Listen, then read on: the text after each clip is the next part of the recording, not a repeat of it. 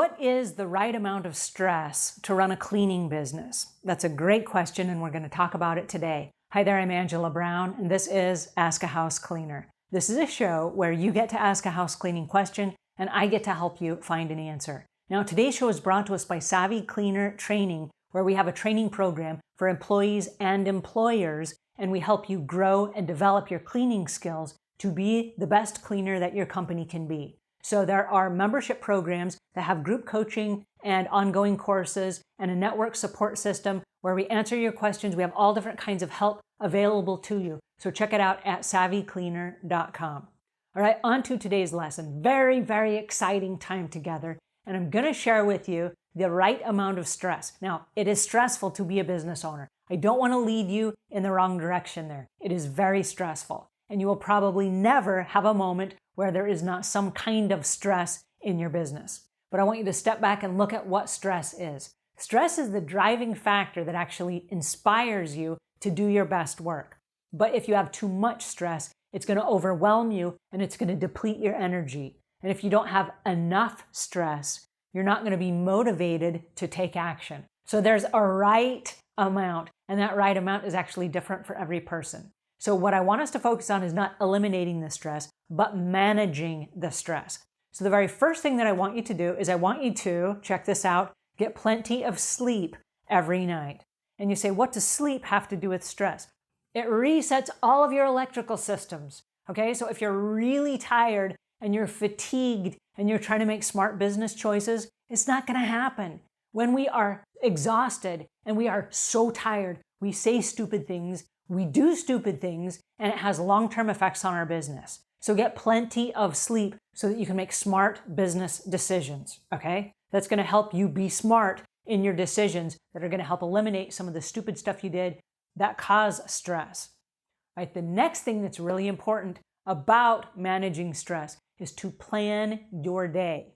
Now, it's really easy to say, well, I have a schedule. I'll just get up and I'll just go do the customer's job. No. That's only part of your plan. The other part of your plan is what happens before in the morning part of your day. Now, if we work a 40-hour week, in 168 hours in a week, we still have 128 hours for ourselves if we work a 40-hour week for our customers, okay? So I want you to plan the other 128 hours of your week. So that means get up early, exercise, spend some time meditating, be focused on what it is that's important to your business. And so the next thing that I want us to do in our business is in the morning part of the day, if that's your best time, that's when you're going to do the biggest tasks of your day. So maybe it means you get up super early and you do all of the difficult stuff, which is your bookkeeping or your marketing or your social media or any of that stuff. You're going to do that at the top of your day.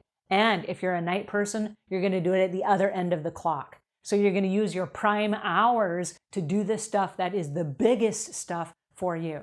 All right, also back to planning your day. That means make sure that your inventory for your cleaning supplies is done the night before so that when you wake up in the morning, you're not rushed and you're not stressed out. It's where the stress comes in. It's because we're unprepared.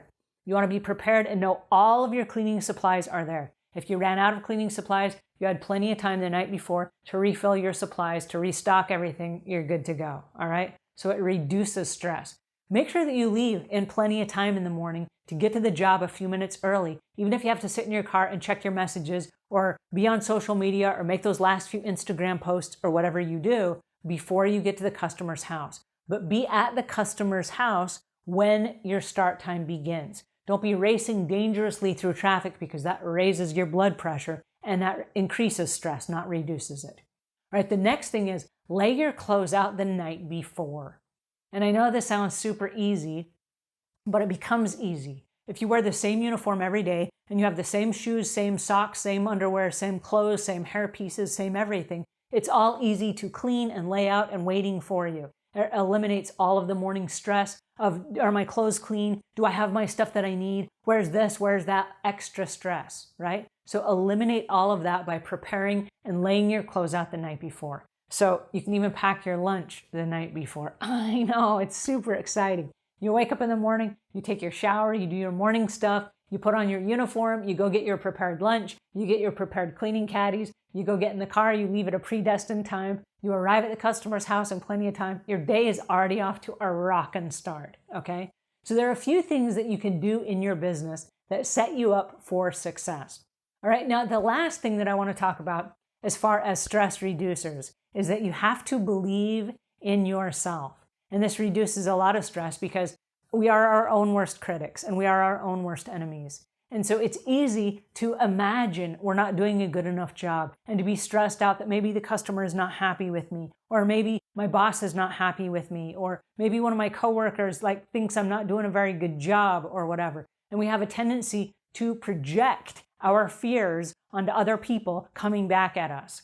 And so one way to reduce that stress is every time you walk by a mirror, look in the mirror and go hey there, I'm proud of you and you're doing a great job. Now, I know it sounds very arrogant and very egotistical, and you don't have to say it out loud, but just looking into the mirror, you see the person that's in there. You have to be your biggest cheerleader. You have to be your biggest fan. And so every time you walk by a mirror and you see that person, do a silent thumbs up hey, you got this. I'm on your side. You got this, right? Be your own cheerleader, because that will reduce the stress and the need for approval from outside people. Believe in yourself, and it will reduce the stress of you worrying what other people are thinking. All right, I hope this helps a little bit. These are a few things that you can do. They are absolutely free, don't cost you any money whatsoever, but they will set you on the right track for success. All right, if you found this helpful, please pass it on to a friend. If we've earned your subscription, please subscribe. And until we meet again, leave the world a cleaner place than when you found it.